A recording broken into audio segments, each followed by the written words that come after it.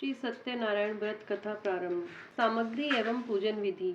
केले के खंभे, पंचपल्लव, कलश, पंचरत्न, चावल, कपूर, धूप, पुष्पों की माला, श्रीफल, ऋतुफल, अंगवस्त्र, नैवेद्य, कलावा, आम के पत्ते, यज्ञोपवीत वस्त्र, गुलाब के फूल, दीप, तुलसी दल, पान, पंचामृत, दूध, दही, शहद और शक्कर से बना, केशर, बंधनवार चौकी। व्रत करने वाला पूर्णिमा व संक्रांति के दिन सायंकाल के समय स्नान आदि से निवृत्त होकर पूजा स्थान में आसन पर बैठकर श्रद्धा पूर्वक श्री गणेश, गौरी, वरुण, विष्णु आदि सभी देवताओं का ध्यान करके पूजन करे और संकल्प करे कि मैं सत्यनारायण स्वामी का पूजन तथा कथा श्रवण सदैव करूंगा। पुष्प हाथ में लेकर सत्यनारायण का ध्यान करे।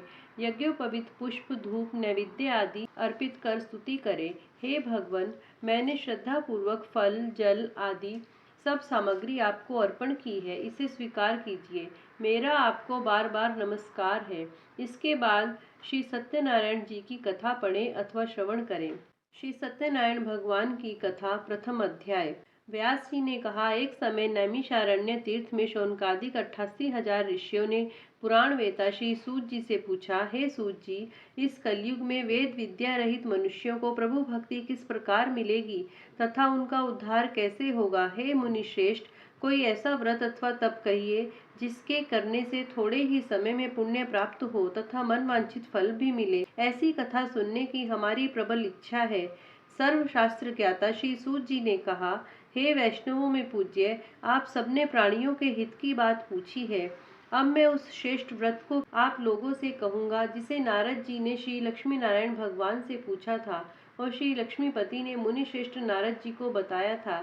यह कथा ध्यान से सुने। एक समय योगी राज नारद दूसरों के हित की इच्छा से सभी लोकों में घूमते हुए मृत्यु लोक में आ पहुँचे। यहाँ अनेक योनियों में जन्मे प्राय सभी मनुष्यों को अपने कर्मों के अनुसार अनेक दुखों से पीड़ित देखकर उन्होंने विचार किया कि किस यत्न के करने से निश्चय ही प्राणियों के दुखों का नाश हो सकेगा। ऐसा मन में विचार कर श्री नारद विष्णु लोक गए। वहाँ श्वेत वर्ण और 4 भुजाओं वाले देवों के ईश भगवान नारायण को, जिनके हाथों में शंख, चक्र, गदा और पद्म थे तथा वरमाला पहने हुए थे, देखकर स्तुति करने लगे। नारद जी ने कहा, हे भगवान, आप अत्यंत शक्ति से संपन्न हैं। मन तथा वाणी भी आपको नहीं पा सकती। आपका आदि, मध्य और अंत भी नहीं है। आप निर्गुण स्वरूप, सृष्टि के कारण भक्तों के दुखों को नष्ट करने वाले हो। आपको मेरा नमस्कार है। नारद जी से इस प्रकार की स्तुति सुनकर विष्णु भगवान बोले, हे मुनि श्रेष्ठ, आपके मन में क्या है? आपका किस काम के लिए यहाँ आगमन हुआ है? निसंकोच कहें। तब नारद मुनि ने कहा, मृत्यु लोक में सब मनुष्य जो अनेक योनियों में पैदा हुए हैं, अपने अपने कर्मों द्वारा अनेक प्रकार के दुखों से दुखी हो रहे हैं। हे नाथ, यदि आप मुझ पर दया रखते हैं तो बताइए कि उन मनुष्यों के सब दुख थोड़े ही प्रयत्न से कैसे दूर हो सकते हैं। श्री विष्णु भगवान ने कहा, हे नारद, मनुष्यों की भलाई के लिए तुमने यह बहुत अच्छा प्रश्न किया है। जिस व्रत के करने से मनुष्य मोह से छूट जाता है, वह व्रत मैं तुमसे कहता हूँ, सुनो। बहुत पुण्य देने वाला, स्वर्ग तथा मृत्युलोक दोनों में दुर्लभ एक उत्तम व्रत है, जो आज मैं प्रेमवश होकर तुमसे कहता हूँ। श्री सत्यनारायण भगवान का यह व्रत विधि विधान पूर्वक संपन्न करके मनुष्य इस धरती पर सुख भोग कर मरने पर मोक्ष को प्राप्त होता है। श्री विष्णु भगवान के वचन सुनकर नारद मुनि बोले, हे भगवान, उस व्रत का फल क्या है, क्या विधान है? इससे पूर्व किसने यह व्रत किया है और किस दिन यह व्रत करना चाहिए? कृपया मुझे विस्तार से बताएं। श्री विष्णु भगवान ने कहा, हे नारद, दुख शोक आदि को दूर करने वाला यह व्रत सब स्थानों पर विजयी करने वाला है। भक्ति और श्रद्धा के साथ किसी भी दिन मनुष्य श्री सत्यनारायण भगवान की संध्या के समय ब्राह्मणों और बंधुओं के साथ धर्म परायण होकर पूजा करे। भक्ति भाव से नैवेद्य, केले का फल, शहद, घी, शक्कर अथवा गुड़, दूध और गेहूं का आटा सवाया लेवे। गेहूं के अभाव में साठी का चूर्ण भी ले सकते हैं। इन सबको भक्ति भाव से भगवान को अर्पण करे। बंधु बांधुओं सहित ब्राह्मणों को भोज कराए। इसके पश्चात स्वयं भोजन करे। रात्रि में नाम संकीर्तन आदि का आयोजन कर श्री सत्यनारायण भगवान का स्मरण करता हुआ समय व्यतीत करे। इस तरह जो मनुष्य व्रत करेंगे उनका मनोरथ निश्चय ही पूर्ण होगा। हे भक्तराज, तुमसे तो विकराल कली काल के कर्म छिपे नहीं हैं। खान पान और आचार विचार को चाहते हुए भी पवित्रता न रख पाने के कारण, क्योंकि जीव मेरा नाम स्मरण करके ही अपना लोक परलोक संवार सकेंगे, इसलिए विशेष रूप से कली काल में मृत्यु लोक में यही एक लघु और आसान उपाय है, जिससे अल्प समय और अल्प धन में प्रत्येक जीव को महान पुण्य प्राप्त हो सकता है। इति श्री सत्यनारायण व्रत कथा प्रथम अध्याय संपूर्ण। बोलो श्री सत्यनारायण भगवान की जय। श्रीमन नारायण नारायण हरि हरि, जय जय नारायण नारायण हरि हरि। तेरी लीला सबसे प्यारी प्यारी, हरि हरि, जय जय नारायण नारायण हरि हरि। लक्ष्मी नारायण नारायण हरि हरि।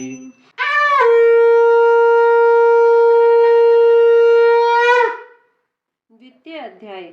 सूत जी ने कहा, हे ऋषियों, जिन्होंने पहले समय में इस व्रत को किया है उनका इतिहास कहता हूँ, आप सब ध्यान से सुने। सुंदर काशीपुरी नगरी में एक अत्यंत निर्धन ब्राह्मण रहता था। वह ब्राह्मण भूख और प्यास से बेचैन होकर नित्य पृथ्वी पर घूमता था। ब्राह्मणों से प्रेम करने वाले श्री विष्णु भगवान ने ब्राह्मण को दुखी देखकर एक दिन बूढ़े ब्राह्मण का रूप धारण कर निर्धन ब्राह्मण के पास जाकर आदर के साथ पूछा, हे विप्र, तुम नित्य ही दुखी होकर पृथ्वी पर क्यों घूमते हो?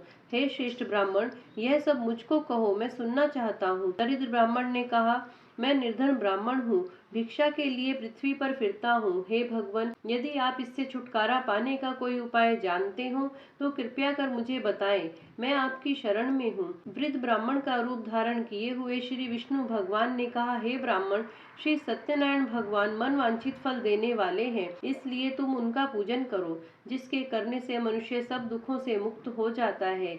इसी के साथ दरिद्र ब्राह्मण को व्रत का सारा विधान बतलाकर बूढ़े ब्राह्मण का रूप धारण करने वाले श्री सत्यनारायण भगवान अंतर ध्यान हो गए। जिस व्रत को वृद्ध ब्राह्मण ने बतलाया है, मैं उसको अवश्य करूंगा, यह निश्चय कर वह दरिद्र ब्राह्मण घर चला गया। परंतु उस रात्रि उस दरिद्र ब्राह्मण को नींद नहीं आई। अगले दिन वह जल्दी उठा और श्री सत्यनारायण भगवान का व्रत करने का निश्चय कर भिक्षा मांगने के लिए चल दिया। उस दिन उसको भिक्षा में बहुत धन मिला, जिससे उसने पूजा का सब सामान खरीदा और घर आकर अपने बंधु बांधवों के साथ भगवान श्री सत्यनारायण का व्रत किया।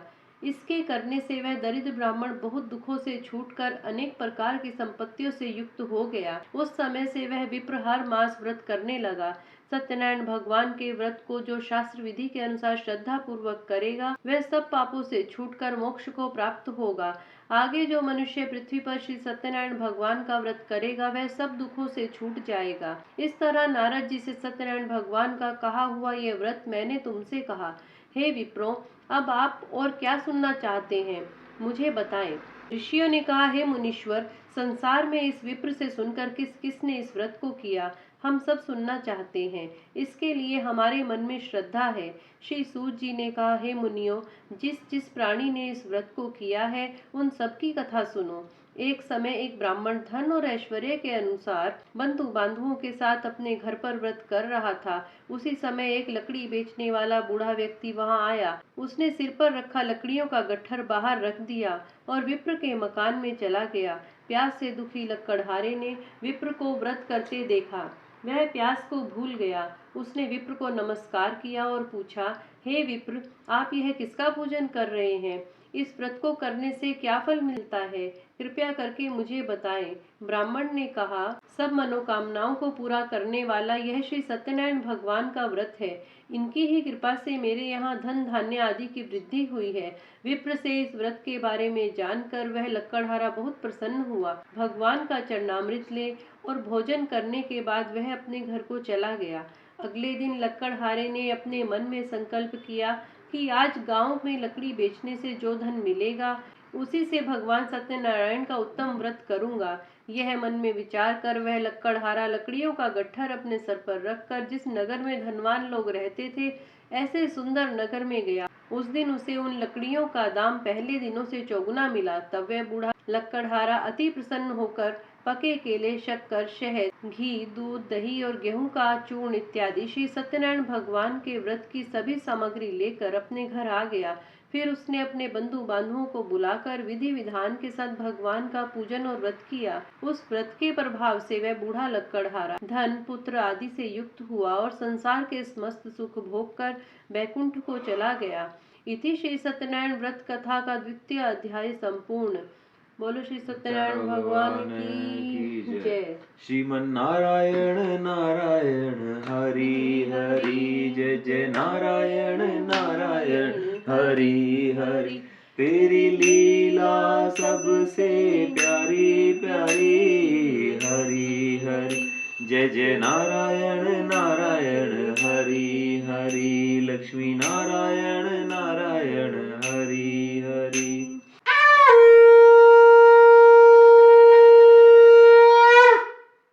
तृतीय अध्याय। श्री सूत जी ने कहा, हे श्रेष्ठ मुनियों, अब आगे की एक कथा कहता हूँ।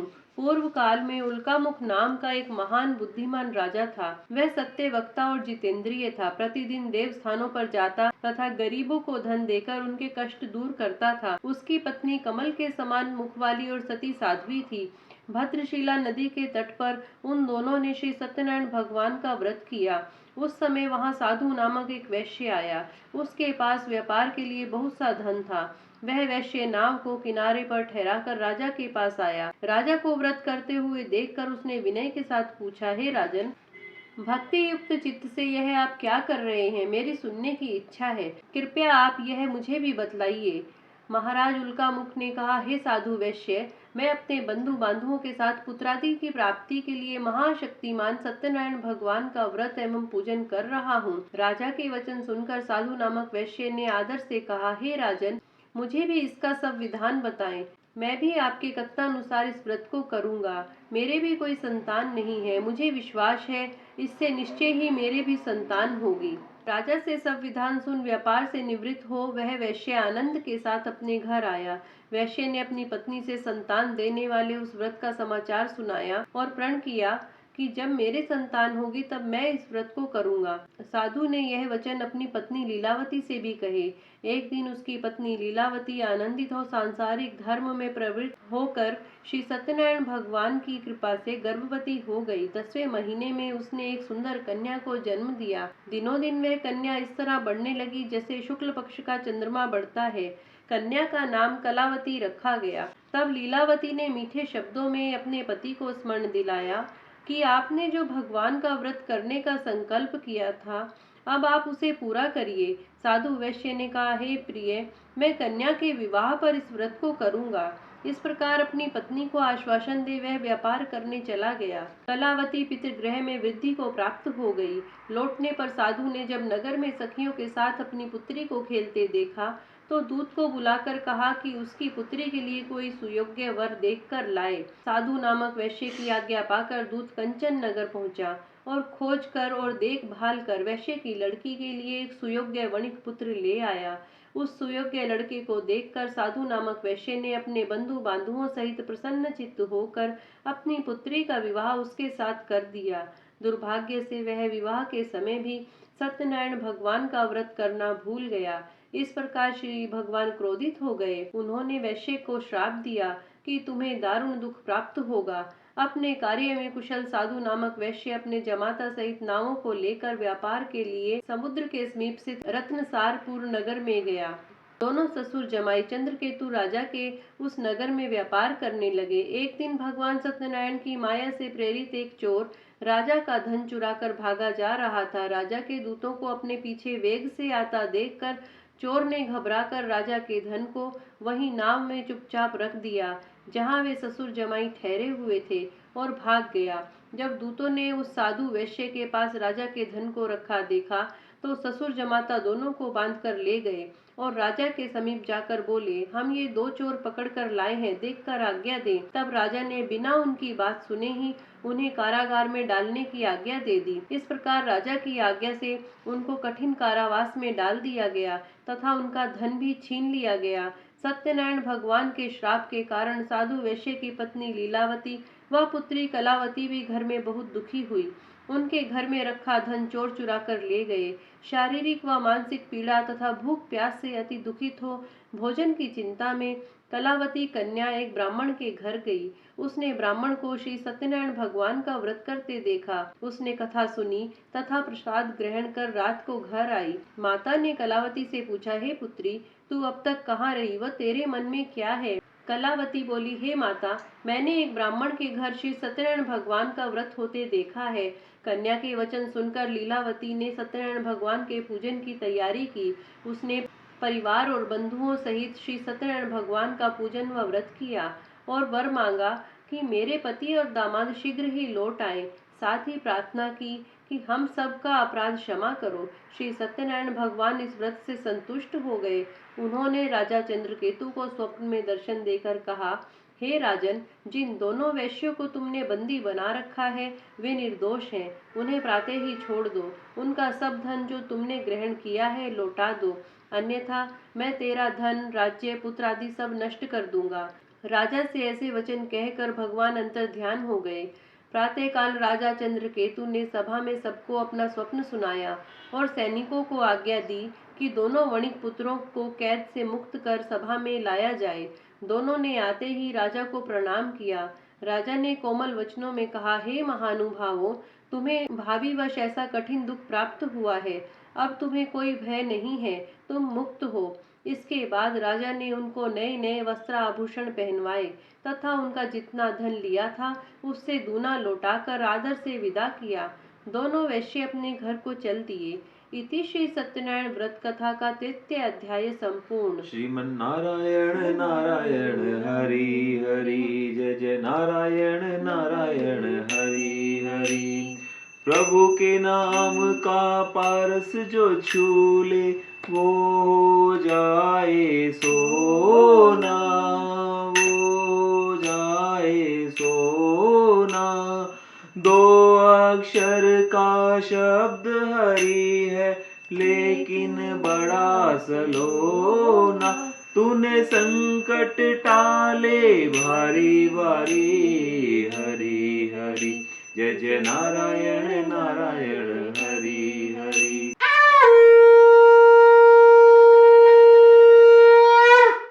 चतुर्थ अध्याय। श्री सूत जी ने आगे कहा, वैश्य ने मंगलाचार करके यात्रा आरंभ की और अपने नगर को चला। उनके थोड़ी दूर आगे बढ़ने पर दंडी वेशधारी श्री सत्यनारायण भगवान ने उनसे पूछा, हे साधु, तेरी नाव में क्या है? अभिमानी वणिक हंसता हुआ बोला, हे दंडी, आप क्यों पूछते हैं? क्या धन लेने की इच्छा है? मेरी नाव में तो बेल के पत्ते भरे हैं। वैश्य का कठोर वचन सुनकर दंडी वेशधारी श्री सत्यनारायण भगवान ने कहा, तुम्हारा वचन सत्य हो। ऐसा कहकर वह वहां से चले गए और कुछ दूर जाकर समुद्र के किनारे बैठ गए। दंडी महाराज के जाने के पश्चात वैश्य ने नित्य क्रिया से निवृत्त होने के बाद नाव को ऊंची उठी देखकर अचंभा किया तथा नाव में बेलपत्ते आदि देखकर मूर्छित हो जमीन पर गिर पड़ा। मूर्छा खुलने पर अत्यंत शोक प्रकट करने लगा। तब उसके जमाता ने कहा, आप शोक ना करें, यह दंडी महाराज का श्राप है, अतः उनकी शरण में ही चलना चाहिए, तभी हमारी मनोकामना पूरी होगी। जमाता के वचन सुनकर वह साधु नामक वैश्य साधु महाराज के पास पहुंचा और अत्यंत भक्ति भाव से प्रणाम करके बोला, मैंने जो आपसे असत्य वचन कहे थे उनके लिए मुझे क्षमा करें। ऐसा कहकर महान शोकातुर हो रोने लगा। तब दंडी भगवान बोले, हे वणिक पुत्र, मेरी आज्ञा से बार बार तुझे यह दुख प्राप्त हुआ है। तू मेरी पूजा से विमुख हुआ है। साधु नामक वैश्य ने कहा, हे भगवान, आपकी माया से ब्रह्मा आदि देवता भी आपके रूप को नहीं जान पाते, तब मैं अज्ञानी भला कैसे जान सकता हूँ? आप प्रसन्न होइए, मैं अपनी सामर्थ्य के अनुसार आपकी पूजा करूंगा। मेरी रक्षा करें, पहले के समान मेरी नौका धन से पूर्ण कर दें। उसके भक्ति युक्त वचन सुनकर श्री सत्यनारायण भगवान प्रसन्न हो गए और उसकी इच्छा अनुसार वर देकर अंतर ध्यान हो गए। तब ससुर व जमाता दोनों ने नाव पर आकर देखा कि नाव धन से परिपूर्ण है। फिर वह भगवान श्री सत्यनारायण का पूजन कर साथियों सहित अपने नगर को चले। जब वह अपने नगर के निकट पहुंचा तब उसने एक दूत को अपने घर भेजा। दूत ने साधु नामक वैश्य के घर जाकर उसकी पत्नी को नमस्कार किया और कहा, आपके पति अपने दामाद सहित इस नगर के समीप आ गए हैं। लीलावती और उसकी कन्या कलावती उस समय भगवान का पूजन कर रही थी। दूत का वचन सुनकर साधु की पत्नी ने बड़े हर्ष के साथ सत्यदेव का पूजन पूर्ण किया और अपनी पुत्री से कहा, मैं अपने पति के दर्शन को जाती हूँ, तू कार्य पूर्ण कर शीघ्र आ जाना। परंतु कलावती पूजन एवं प्रसाद छोड़कर अपने पति के दर्शन के लिए चली गई। प्रसाद की अवज्ञा के कारण सत्यदेव रुष्ट हो गए। उसके पति को नाव सहित पानी में डुबा दिया। कलावती अपने पति को ना देखकर रोती हुई जमीन पर गिर पड़ी। नौका को डूबा हुआ तथा कन्या को रोती हुई देख साधु नामक वैश्य दुखित हो बोला, हे प्रभु, मुझसे या मेरे परिवार से जो भूल हुई है उसे क्षमा करें। उसके दीन वचन सुनकर सत्यदेव भगवान प्रसन्न हो गए। आकाशवाणी हुई, हे वैश्य, तेरी कन्या मेरा प्रसाद छोड़कर आई है, इसलिए इसका पति अदृश्य हुआ है। यदि वह घर जाकर प्रसाद खाकर लौटे तो इसे इसका पति अवश्य मिलेगा। आकाशवाणी सुनकर कलावती ने घर पहुंचकर प्रसाद खाया और फिर आकर अपने पति के दर्शन किए। तत्पश्चात साधु वैश्य ने वहीं बंधु बांधुओं सहित सत्यदेव का विधि पूर्वक पूजन किया। वह इस लोक का सुख भोग कर अंत में स्वर्ग लोक को गया। इति श्री सत्यनारायण व्रत कथा चतुर्थ अध्याय संपूर्ण। श्रीमन्नारायण नारायण हरि हरि, जय जय नारायण नारायण हरि हरि। अलख निरंजन भव भय भंजन, जन मन रंजन दाता, जन मन रंजन दाता। हमें शरण दे अपने चरण में, कर निर्भय जगत्राता, कर निर्भय जगत्रा। तूने लाखों की नैया तारी तारी, हरि हरि। जय जय नारायण नारायण हरि हरि, सत्य नारायण नारायण हरि हरि।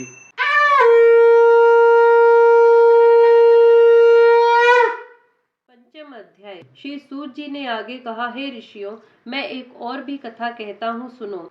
प्रजा पालन में लीन तुंगध्वज नाम का एक राजा था। उसने भगवान सत्यदेव का प्रसाद त्याग कर बहुत दुख पाया। एक समय राजा वन में वन्य पशुओं को मारकर बड़ के वृक्ष के नीचे आया। वहां उसने ग्वालों को भक्ति भाव से बंधु बांधुओं सहित श्री सत्यनारायण जी का पूजन करते देखा। परंतु राजा देखकर भी अभिमानवश न तो वहां गया और न ही सत्यदेव भगवान को नमस्कार ही किया। जब ग्वालों ने भगवान का प्रसाद उसके सामने रखा तो वह प्रसाद त्याग कर अपने नगर को चला गया। नगर में पहुंचकर उसने देखा कि सब कुछ नष्ट हो गया है। वह समझ गया कि यह सब भगवान सत्यदेव ने ही किया है। तब वह उसी स्थान पर वापस आया और ग्वालों के समीप गया और विधि पूर्वक पूजन कर प्रसाद खाया। तो सत्यनारायण भगवान की कृपा से सब कुछ पहले जैसा हो गया और दीर्घ काल तक सुख भोग कर मरने पर स्वर्ग लोक को चला गया। जो मनुष्य इस परम दुर्लभ व्रत को करेगा, श्री सत्यनारायण भगवान की कृपा से उसे धन धान्य की प्राप्ति होगी। बंदी बंधन से मुक्त होकर निर्भय हो जाता है। संतानहीन को संतान प्राप्त होती है तथा सब मनोरथ पूर्ण होकर अंत में वह बैकुंठ धाम को जाता है। जिन्होंने पहले इस व्रत को किया, अब उनके दूसरे जन्म की कथा भी सुनिए। शतानंद नामक वृद्ध ब्राह्मण ने यह व्रत किया, जिसने सुदामा के रूप में जन्म लेकर श्री कृष्ण की भक्ति कर मोक्ष प्राप्त किया। उल्का मुख नाम के महाराज इस व्रत के पुण्य से राजा दशरथ बने और श्री रंगनाथ का पूजन कर मृत्यु के बाद वैकुंठ लोक को प्राप्त हुए। साधु नाम के वैश्य ने सत्य प्रतिज्ञ राजा मोरध्वज बनकर अपने पुत्र को आरे से चीरकर मोक्ष प्राप्त किया। वह भी इसी व्रत का फल था। इसी तरह महाराज तुंगध्वज स्वयंभू मनु हुए, जिन्होंने बहुत से लोगों को भगवान की भक्ति में लीन कर मोक्ष प्राप्त किया। लक्कड़हारा भी अगले जन्म में गुह नामक निषाद राजा हुआ, जिसने भगवान राम के चरणों की सेवा कर मोक्ष प्राप्त किया। इति श्री सत्यनारायण व्रत कथा पंचम अध्याय संपूर्ण। श्रीमन्नारायण नारायण हरि हरि, जय जय नारायण नारायण हरि हरि। लक्ष्मी नारायण नारायण हरि हरि, तेरी लीला सबसे प्यारी प्यारी, हरि हरि। जय जय नारायण नारायण हरि हरि, जय जय नारायण नारायण हरि हरि। स्वामी नारायण नारायण हरि हरि, जय जय नारायण नारायण हरि हरि। लक्ष्मी नारायण नारायण हरि हरि, जय जय नारायण नारायण हरि हरि। भजमन श्रीमन नारायण नारायण हरि हरि।